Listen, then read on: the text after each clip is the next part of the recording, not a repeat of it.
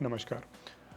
मकान खरीदना एक सपना है या कहें वो चीज़ है जिसमें हर भारतीय मिडिल क्लास आदमी औरत सब फंसे रहते हैं। कौन सा खरीदें, कैसा खरीदें, हाई राइज सोसाइटी में खरीदें, लेकिन आप कितना बड़ा मकान, कितना महंगा मकान अफोर्ड कर सकते हैं, ये बात कैसे पता करें, आज हम इसी पे बात करने वाले हैं वीडियो में, तो हमारे साथ बने रहिए।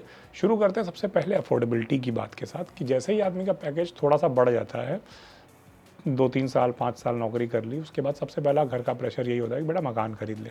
मकान खरीदने के बहुत सारे कारण होते हैं कि शादी कई जगहों पर डिमांड होती है, ख़ास तौर से लड़कियों की, उनके परिवारों की अरेंज मैरिज के केस में स्पेशली, कि अपना मकान होना चाहिए, वो भी दिल्ली एनसीआर में।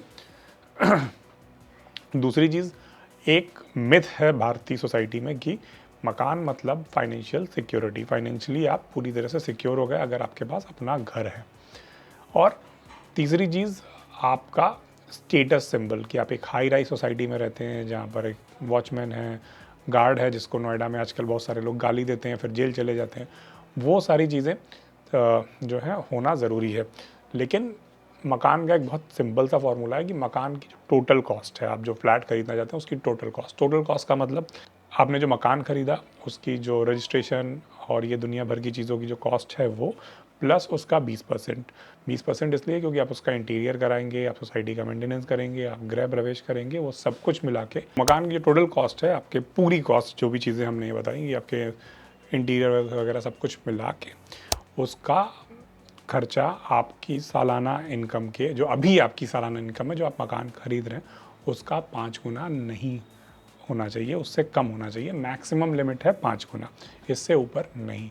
यानी अगर आपका सीडीसी 10 लाख रुपए साल का है, आप 2 लोग मिलके कमाते हैं और दोनों लोग मिलके 20 लाख रुपए कमाते हैं, आपके मकान की जो कीमत है सब कुछ मिला के 50 लाख या 20 करते हैं तो 1 करोड़, और ये मैक्सिमम कीमत है, इससे कम रहना चाहिए। दूसरी चीज़ ये है कि अगर आपको एक साथ बहुत सारे पैसे मिल जाए, आप करोड़पति बन जाए, आपको कुछ गड़ा हुआ खजाना मिल जाए, तो भी उसका भी 1/3 या लेस देन हाफ ही आपको खर्च करना चाहिए मकान के ऊपर, क्योंकि आपके बहुत सारे दूसरे खर्चे होते हैं जो आपका रियल एस्टेट पूरा नहीं करता है। कैसे?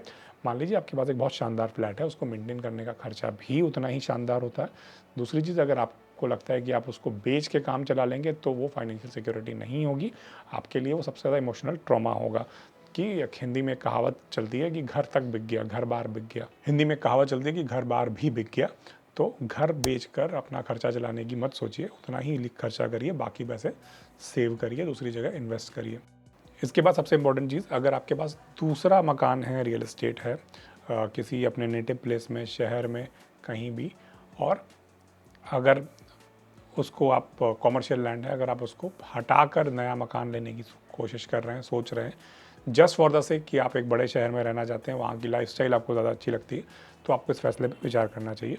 पहले एक मकान ले लीजिए, एक मकान एंजॉय कर लीजिए, उसके बाद फिर उस रियल एस्टेट को हटाने का सोचिए। क्योंकि हो सकता है कि आज आपको लग रहा हो कि दिल्ली या बम्बई या हैदराबाद या बेंगलोर में आप रह रहे हैं, वो बहुत अच्छा है, आप काम कर रहे हैं, आपको लाखों का पैकेज मिल रहा है, वो सारी चीज़ें बहुत अच्छी लग रही हैं, लेकिन क्या 50 साल 60 साल की उम्र के बाद अगर आपके ऊपर इस तरह की जिम्मेदारियां नहीं होंगी, आपके बच्चों की पढ़ाई पूरी हो चुकी होगी, या वो किसी नए शहर में नौकरी करने के लिए जाना चाहेंगे, वो कहीं और सेटल होना चाहेंगे, तब क्या आप उस मकान में रहना चाहेंगे या नहीं रहना चाहेंगे? तो ये सारी चीज़ें सोच लीजिए। इसके लिए आपको ओरिजिनल प्रॉपर्टी हटाने की ज़रूरत नहीं है, आपको हटा के ये नहीं खरीदना चाहिए। दूसरी चीज़, अगर आप रिटायरमेंट मोड में आ जाएंगे, आपकी इनकम कम हो जाएगी, तो फिर क्या आप वो जो सोसाइटी का मेंटेनेंस है और बड़े शहरों की लिविंग कॉस्ट है और जो पॉल्यूशन है हेल्थ वाइज और जो ट्रैफिक में फंसना है, हर चीज़ बहुत दूर है, वो सारी चीज़ें एंजॉय कर पाएंगे?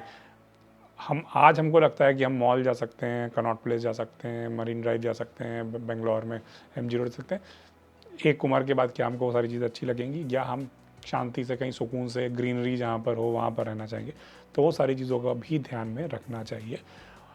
मेरी सलाह कभी ये नहीं होगी कि आप एक पुराना रियल एस्टेट हटाकर नया रियल एस्टेट लें, अनलेस कि आपको बिल्कुल ही मूव ना करना हो आप। और कई बार ये भी होता है कि लोग ले लेते हैं, जैसे मैं इस वीडियो की रिसर्च के लिए जब कई सारी चीज़ें देख रहा था, तो मुझे एक आदमी का एक वीडियो मिला जो बता रहा था कि उसने बेंगलोर में लाखों का पैकेज लिया और उसके बाद उसने मकान खरीदा और उस मकान में 2 घंटे रहा। 2 घंटे।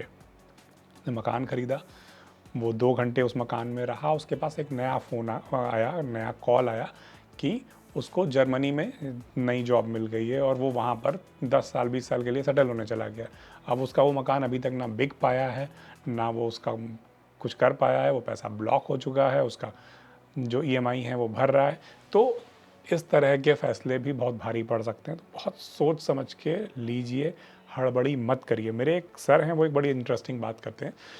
उनके लड़के ने कहा कि ये मकान बेच देते हैं, उनका जो पुश्तैनी मकान है, जो गाँव जो उनके नेटिव प्लेस का है, और उसको बड़े शहर में एक दूसरा मकान ले रहे थे। तो उन्होंने कहा कि देखो, मेरे पास ये मकान है, मैं इसमें रह रहा हूँ और मेरी पूरी ज़िंदगी इस मकान को बनवाने में और इसमें जो भी मेंटेनेंस का काम है उसमें मेरी पूरी ज़िंदगी, मेरी तनख्वाह आधी इसी में खर्च हो गई। अब तुम इसको बेच के एक नया मकान लोगे, तुम्हारा लड़का बड़ा होगा, वो हो सकता है किसी और बड़ी जगह पढ़ने जाए, किसी और बड़े शहर में जाए, विदेश चला जाए। मैं अभी यहाँ पर चौकीदार की तरह इस मकान में रहता हूँ, क्योंकि तुम लोग बाहर दूसरे शहर में नौकरी करते हो। कल को तुम्हारा लड़का दूसरे देश में नौकरी करने चला जाएगा या किसी और बड़े शहर में नौकरी करने चला जाएगा और तुम यहाँ चौकीदार बन के रहोगे। तो इसलिए एक और चौकीदार बनने का कोई फ़ायदा नहीं है। मैं भी चौकीदार योजना में शामिल मत होइए। लाख का अगर आपको लेना है तो रियल एस्टेट लेना है, तो हमने उसका बहुत सिंपल फॉर्मूला बता दी कि आपके घर की कीमत जो है वो आपके सालाना इनकम से 5 गुना से ज़्यादा नहीं होनी चाहिए। और ये कतई मत सोचिए कि आपको कम, अभी आपकी सैलरी है, कल को सैलरी बढ़ जाएगी। अगर आपकी सैलरी बढ़ती है तो आपकी ज़िम्मेदारियाँ भी बढ़ेंगी, मेडिकल के खर्चे बढ़ सकते हैं, आपके बच्चों की फ़ीस के खर्चे बढ़ सकते हैं, प्लस आपको और बहुत सारा पैसा सेव करना पड़ेगा महंगाई से जूझने के लिए, अपने पेंशन के लिए। तो उन सारे खर्चों के लिए सेव करिए। मकान अभी की आपकी इनकम के उससे 5 गुना नहीं से ज़्यादा नहीं होना चाहिए टोटल कॉस्ट। ये था हमारा वीडियो। अगर अच्छा लगा हो तो इसको शेयर करिएगा, कमेंट करिएगा, देखते रहिए हमारा चैनल। नमस्कार, धन्यवाद।